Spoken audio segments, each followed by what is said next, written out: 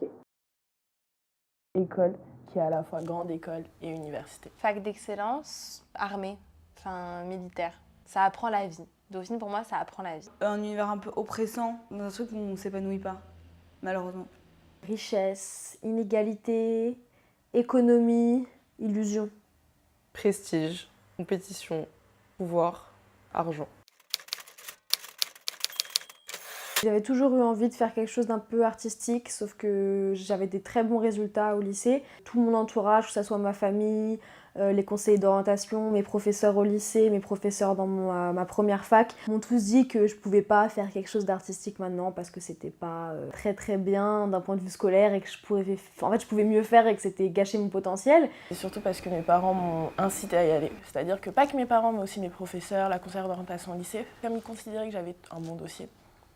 J'étais une bonne élève, je ne devais pas aller à l'université, dans une fac normale. C'est peut-être bizarre ce que je veux dire, mais je méritais plus. On m'a dit fais de l'économie. Et ensuite, avec l'économie, tu pourras faire quelque chose d'artistique. Bon, moi, j'ai toujours pas trouvé le lien à l'heure d'aujourd'hui. Alors que moi, à la base, j'avais tenté à Sorbonne, je voulais faire une licence d'histoire de l'art et de droit. Et donc, inconsciemment, j'étais rentrée dans le cercle, je me suis dit, si j'étais prise à Dauphine, nique sa mère, je vais à Dauphine. Et c'est tout. Pour moi, j'avais fait le plus gros du travail aussi. Je m'étais dit, ça y est, j'ai réussi à rentrer à Dauphine, maintenant ça va. Quelle blague. Par défaut, Je savais pas quoi faire de ma vie en fait quand j'étais en terminale. Je savais que j'avais des bonnes notes c'est un grand diplôme, directement post-bac. parce que c'était une école de prestige, qu'on pouvait ressortir avec un bon salaire et que voilà, c'était ma seule motivation à l'époque. On me rabâchait que j'avais des capacités pour faire quelque chose de grand. Je me suis un peu retrouvée là par hasard. Moi, je viens du Maroc. Si tu fais pas S, t'es une merde. Donc déjà, j'ai fait ES. Ouh là là, j'ai commencé un peu sur le mauvais côté. Voilà. J'ai eu trop peur de pas supporter la pression toute seule en France, sans mes parents. Dauphine, pour moi, c'était la bonne alternative.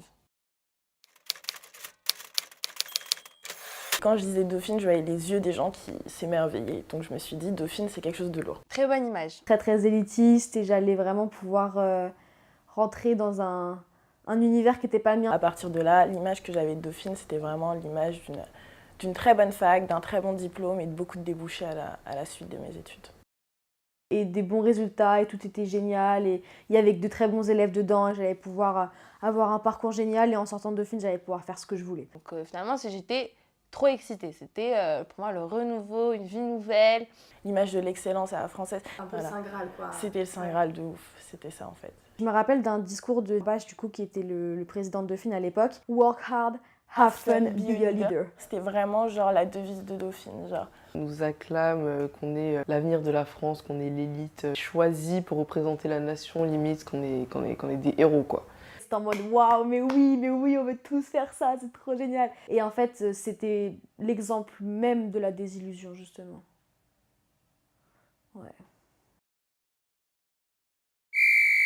J'ai vu un mail d'un prof qui disait « Toute personne qui dénoncera un élève qui a balancé des cours sera récompensée. » Tu pourrais me prononcer ce mail ?